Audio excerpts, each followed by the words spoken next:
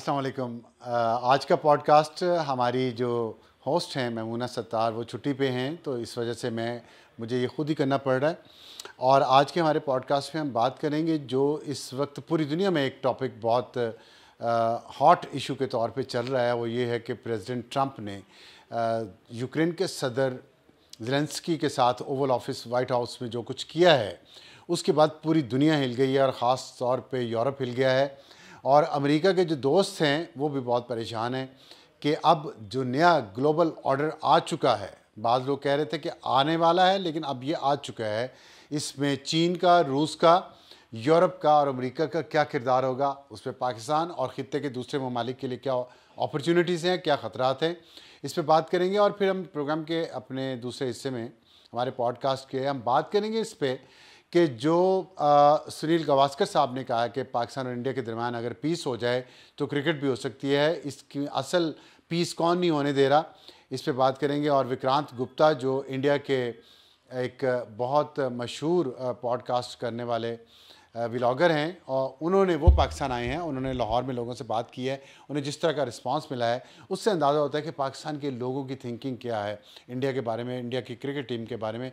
इस पर भी बात करेंगे। उनको जितनी यहाँ पे गर्मजोशी से उनका इस्तकबाल हुआ है उस पर भी लोग तनकीद कर रहे हैं। और साथ हम ये भी देखेंगे इन दोनों चीज़ों का जो ग्लोबल ऑर्डर है और जो पाकिस्तान इंडिया के दरमियान पीस है, इसका नए ग्लोबल ऑर्डर से क्या ताल्लुक है और इसके असरात बलूचिस्तान पे क्या पड़ेंगे। और बलूचिस्तान में इंडिया जो कुछ कर रहा है, क्या वो इसी तरह अब जारी रहेगा, ईरान की मदद वहाँ पे आएगी या नहीं आएगी, और टीटीपी पे क्या असरात आएंगे। जो टीटीपी तहरीक तालिबान पाकिस्तान है, उसको अफ़गानिस्तान से जो सपोर्ट मिल रही है, जो क्लिंटन ने जो ट्रंप ने नया वर्ल्ड ऑर्डर जारी किया है, ट्रिगर कर दिया है, उस पर क्या असरात होंगे।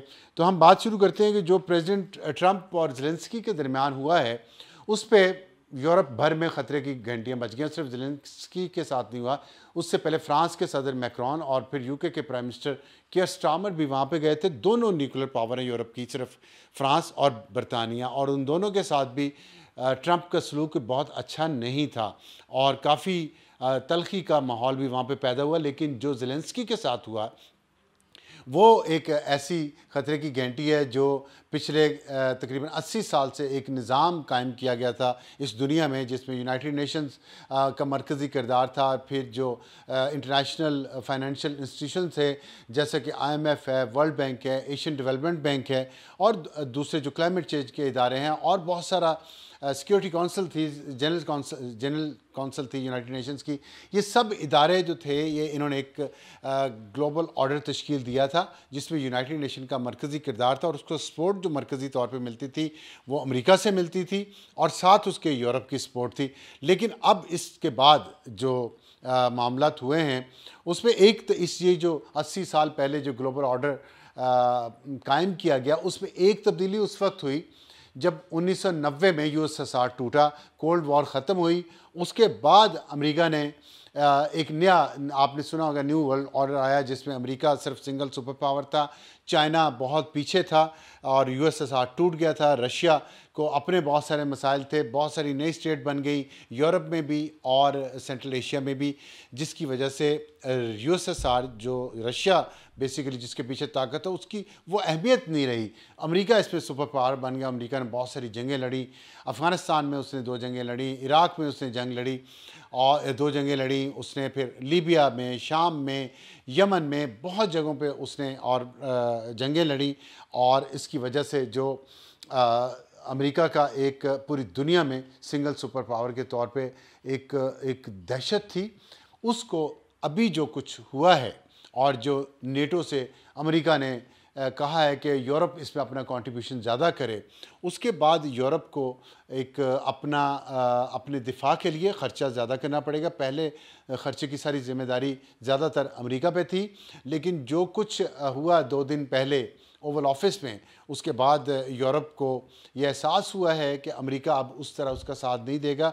और अमेरिका के इस कदम के उठाने से अमेरिका के बारे में पूरी दुनिया में एक राय ये गई है कि अमेरिका आइसोलेशनिज्म की तरफ जा रहा है, अमेरिका अकेला हो रहा है, वो अकेला रहना चाहता है। वहाँ के अवाम ने ट्रंप को मुंतखब किया है और ट्रंप के जो ख्यालात थे, उसकी जो पॉलिसीज़ थी, वो कोई राज नहीं थी। वो अपनी कैंपेन में ये कहता रहा है कि मैं अमेरिका को जंगों से दूर करूँगा और मैं पहले अमेरिका फ़र्स्ट की पॉलिसी अपनाऊँगा, जिसमें अमेरिका की मईशत, अमेरिका के मफादात सबसे पहले होंगे।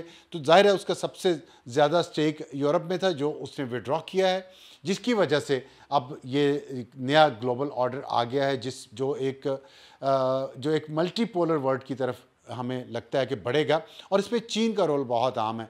चीन का रोल इसलिए अहम है कि 1980 की दिहाई में चीन में 80% लोग गुर्बत की लकीर के नीचे रह रहे थे, और 80% इस हिसाब से आप देखें कि 1.5 अरब आबादी है चीन की, और उसको अगर आप पाकिस्तान से कंपेयर करें तो पाकिस्तान में आज 24% लोग गुर्बत में रह रहे हैं या गुर्बत की लकीर से नीचे रह रहे हैं। तो चीन में ये तादाद 80% थी, पाकिस्तान में 24% है आज, और पाकिस्तान की आबादी 25 करोड़ है, चीन की आबादी 1.5 अरब है। उसने पिछले 35 साल में तमाम आबादी को, चीन की तमाम आबादी जो गुर्बत के नीचे से, उसने उसको गुर्बत से निकाल लिया है। उसने मईशत पे फोकस किया। जब अमेरिका पूरी दुनिया में जंगें लड़ रहा था, चीन ने कहा कि हम कोई जंग नहीं लड़ेंगे, हम अपनी मईशत पे फोकस करेंगे। उन्होंने मईशत पे फोकस किया, और आज दुनिया की जो सबसे बड़ी मुआशी ताकत है वो चीन है। और अमेरिका जो है वो $500 अरब का मकरूज़ है चीन का, और ज़ाहिर है वो अमेरिका उसका कर्ज़ वापस नहीं कर सकता, उस पर इंटरेस्ट देता है जो चीन के पास जा रहा है। तो ये एक अलग सूरत हाल है। लेकिन पूरी दुनिया में, यूरोप में, अमेरिका में, एशिया में, अफ्रीका में जितनी चीन की इन्वेस्टमेंट है, जितनी चीन की तजारत बढ़ गई है, उससे अब ये बिल्कुल बात ज़ाहिर है कि चीन दुनिया की एक बहुत बड़ी तजारती कुव्वत और एक सियासी कुव्वत और एक मिलिट्री की ताकत बन के उभर रहा है।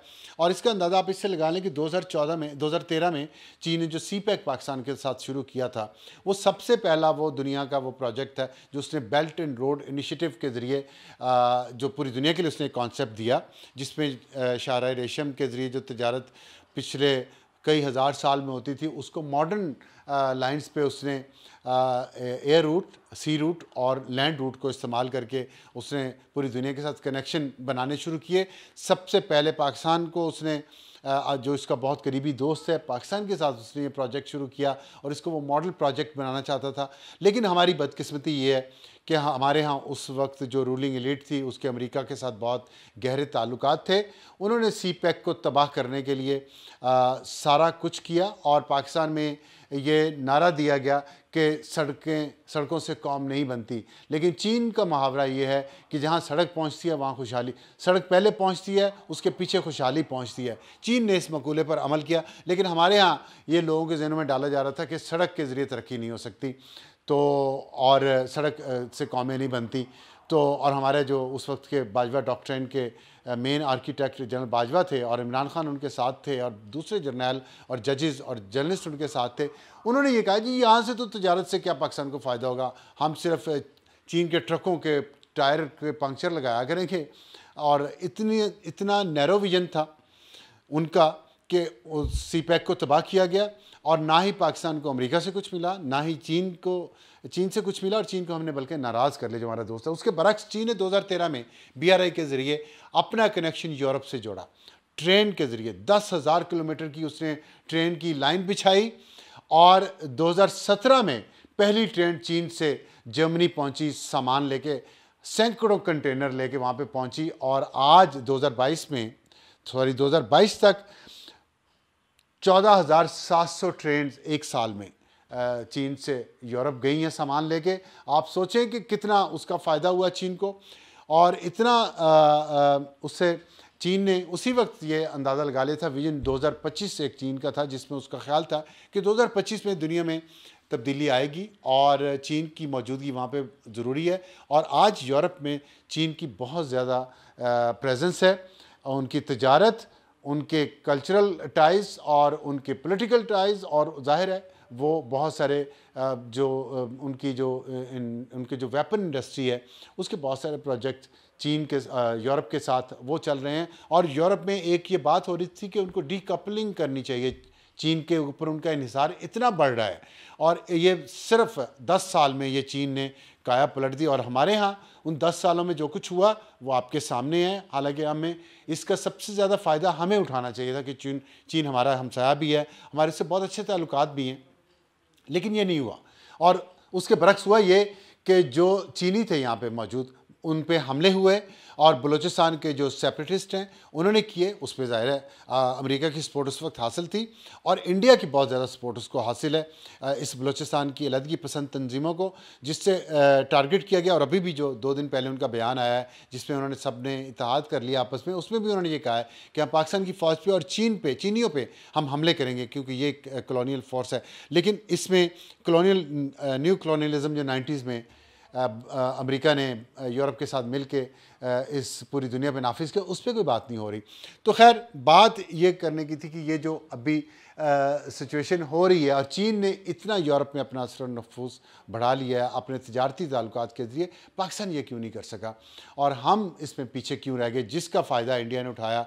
और बलूचिस्तान में उसने इतना काम किया कि आज बलूचिस्तान में जो कुछ हो रहा है उसके पीछे इंडिया का हाथ है। और इसमें अब एक चीज़ और बड़ी अहम है कि अमेरिका का भी कहा जाता था कि अमेरिका पाकिस्तान को चीन से अलग रखना चाहता है, लेकिन जो ट्रंप की नई पॉलिसी है उसके मुताबिक तो नहीं लगता कि अमेरिका जो एक अपनी प्रॉक्सी वॉर्स पूरी दुनिया में जारी रख रहा था अपनी इस्टेब्लिशमेंट के ज़रिए, क्योंकि ट्रंप का झगड़ा अपनी इस्टेब्लिशमेंट से है, तो वहाँ की इस्टेब्लिशमेंट जो जिसमें CIA है, जिसमें पेंटागन है, वो पाकिस्तान में या दुनिया के दूसरे ममालिक में सेपरेटिस्ट को कैसे सपोर्ट करेगी और क्यों करेगी, जबकि वहाँ पे पॉलिसी ही चेंज हो रही है। अमेरिका अपने आप को निकाल रहा है दुनिया की जंगों से और फोकस अपने ऊपर कर रहा है। तो इसमें जो पाकिस्तान के रेफरेंस से जो प्लेयर है बलूचिस्तान में, वो इंडिया रह जाता है। और इंडिया जो है वो इस चीज़ को हवा देगा, TTP को भी वो हवा दे रहा है।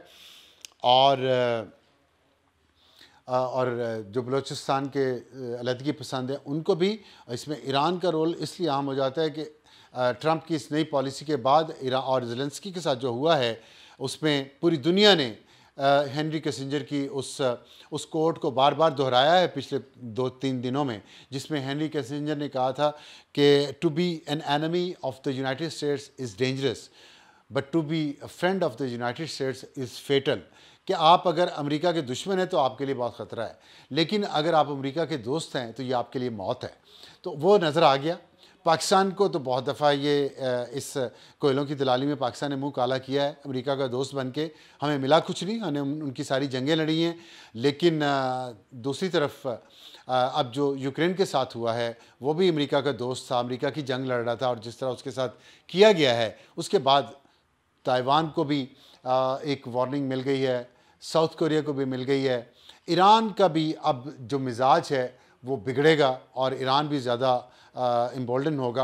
अब देखना यह है कि ईरान इसके बाद क्या करता है, और ज़्यादा पाकिस्तान का हमसाया है और वहाँ पे बलोच सेपरेटिस्ट के बहुत सारे लिंक वहाँ ईरान के अंदर भी मौजूद हैं। पाकिस्तान ने पिछले साल वहाँ पे टारगेट भी किया था बलोच सेपरेटिस्ट के कैंप को, तो उसमें ईरान क्या बलूचिस्तान के लिए करता है। लेकिन बलोच जो लोग हैं उनको ये सोचना चाहिए, ज़रूर सोचना चाहिए कि उनका मुस्तकबिल पाकिस्तान से जुड़ा है, क्योंकि ईरान ज़ाहिर है उनका दोस्त नहीं है, और जब ईरान भी उनको अपने मकासद के लिए इस्तेमाल करता है और फिर अमेरिका अगर हाथ खींचेगा तो पीछे सिर्फ इंडिया का मफाद इसमें रह जाता है। तो क्या इंडिया का मफाद पूरा करने के लिए बलूचिस्तान में अगर ये लड़ाई जारी रहती है, और TTP जो इस्लाम के नाम पे ये कर रही है और वो मोदी हिंदुत्व के जो नज़रिए का प्रचार कर रहा है, उसके साथ मिल के पाकिस्तान के ख़िलाफ़ ये कार्रवाई जारी रखेंगे, तो इस खित्ते में जो कुछ हो रहा है इसमें पाकिस्तान की जो रूलिंग एलीट है, पाकिस्तान की जो सियासी और फ़ौजी क़यादत है, उसको ये सोचना चाहिए कि पाकिस्तान का मफाद किस में है और हमें क्या करना चाहिए। हमें खित्ते में अपने जो हमसाए हैं उनसे ताल्लुकात बेहतर करने चाहिए,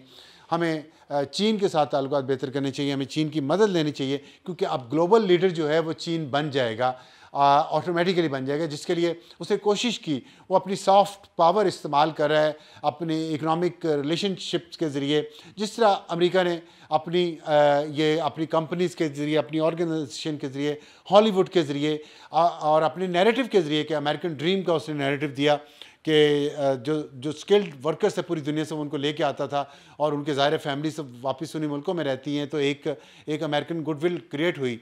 अब वो सारा कुछ इमिग्रेशन के ख़िलाफ़ है, ट्रंप की पॉलिसी हॉलीवुड के भी ख़िलाफ़ है। और फिर जो अभी जो साइंस एंड टेक्नोलॉजी में चाइना ने एकदम से जो तरक्की की है, एनिमेटेड मूवीज़ जो उनकी आई हैं वो बहुत इंपॉर्टेंट हैं, और उसने पूरी दुनिया में एक तहलका मचा दिया है। और हॉलीवुड का जो लीड था, वो चाइनीज़ कल्चरल जो मूवीज़ भी बनाते, तो उसमें भी अब वो लीड चाइना ने वापस ले ली है। और इस एनिमेटेड मूवी के ज़रिए जो बहुत ही लेटेस्ट टेक्नोलॉजी उन्होंने इस्तेमाल की है, और उसकी जो शोहरत अभी सिर्फ चीन की मार्केट में उन्होंने लॉन्च की है, बाहर नहीं की, लेकिन जब वो बाहर निकलेगी वो धूम मचा देगी, और हॉलीवुड के सारे रिकॉर्ड उसने ऑलरेडी तोड़ दिए हैं।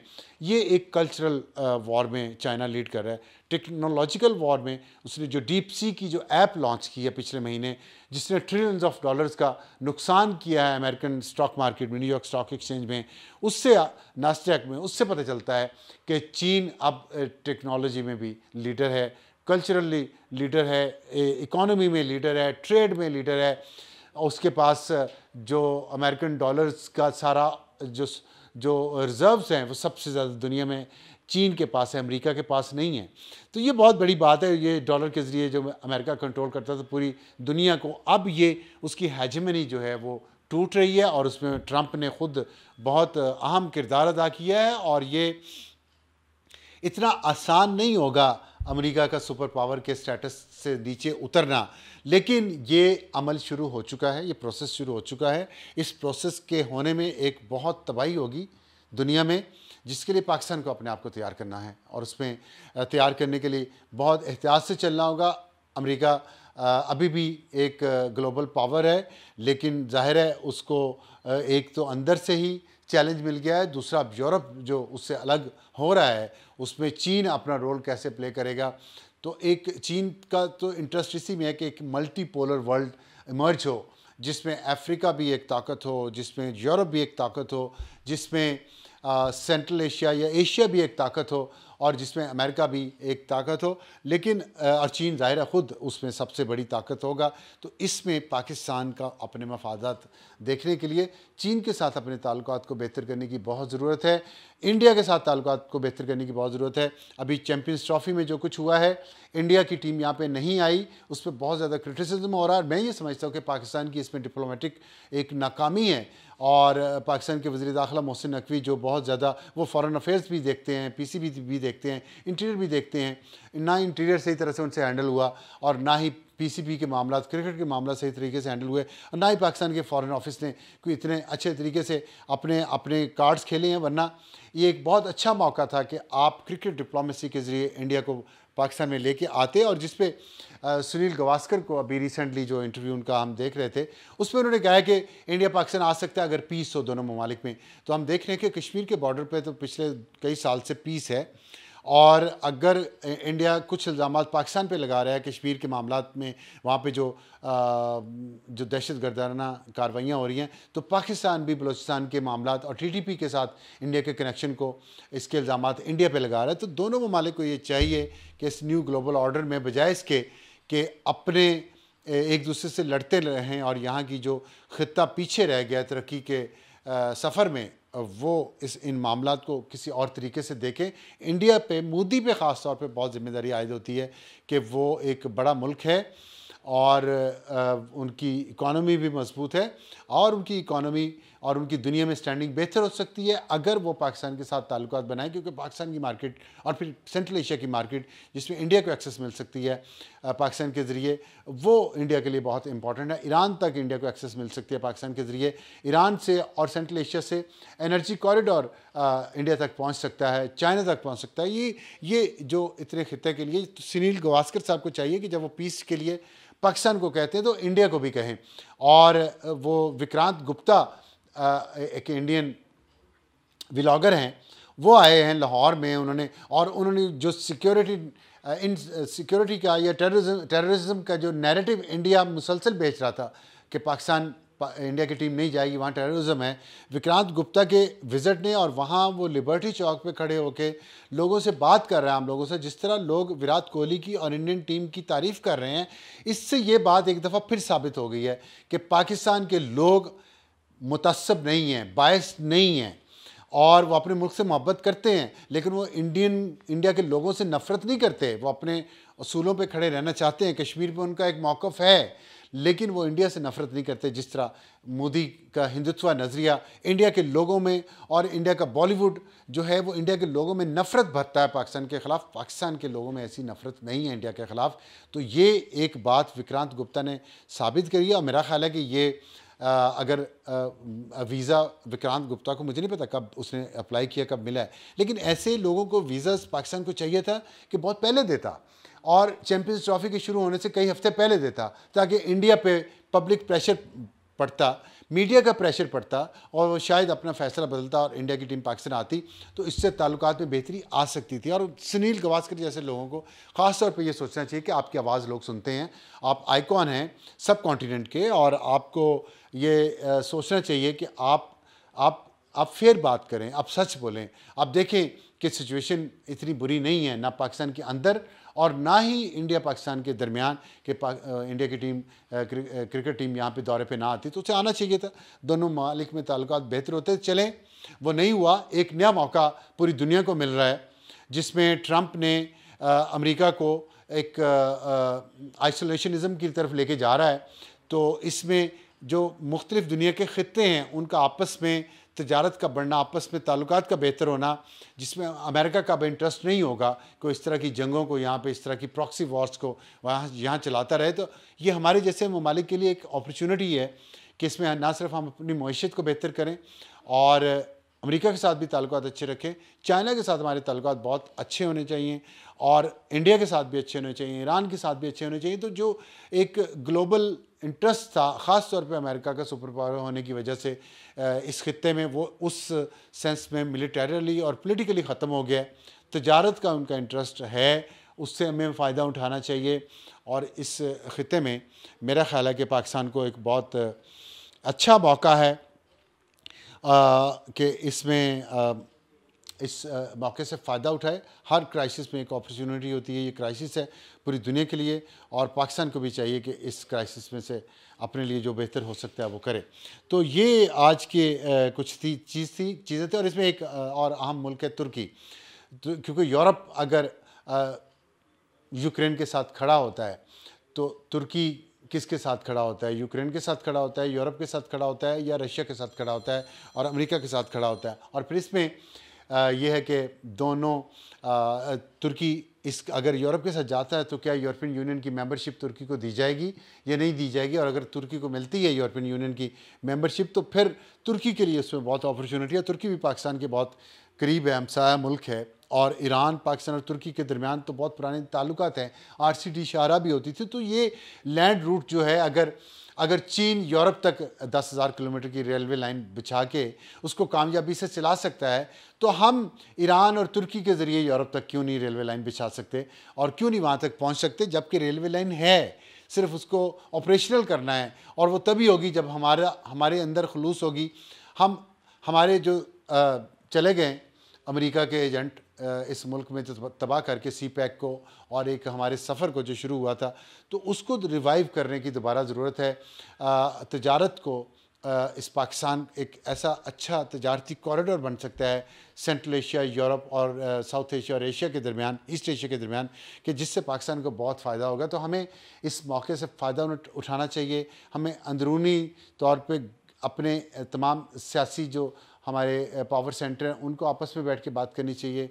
इंसर्जेंसी है बलूचिस्तान में, उसको काउंटर करना चाहिए। TTP को काउंटर करना चाहिए, और इंडिया के साथ और चाइना के साथ हमारे ताल्लुकात, और ईरान के साथ हमारे ताल्लुकात, और अफ़गानिस्तान के साथ हमारे ताल्लुकात बहुत अच्छे होने चाहिए। उम्मीद है कि हमारे जो पॉलिसी मेकर्स हैं वो इन अपॉर्चुनिटीज़ पे गौर करेंगे, और दुनिया ने करके दिखा दिया है कि अगर आप ताल्लुकात बेहतर करना चाहते हैं, और अगर आप तजारत करना चाहते हैं, तो सिर्फ ख्वाब देखना ही बड़ा, हमें तो ख्वाब देखने पे पाबंदी लगा दी इस मुल्क में। तो बड़ा ख्वाब देखें और उसको एग्जीक्यूट करें, उसको अच्छी डिप्लोमेसी से, अच्छी सियासत से उसको एग्जीक्यूट करें और इस खित्ते में भी खुशहाली आए। तो आज का हमारा पॉडकास्ट इसी पे था। तो आपके कमेंट्स का इंतज़ार रहेगा और आपसे कल या परसों फिर मुलाकात होगी। खुदा हाफिज़।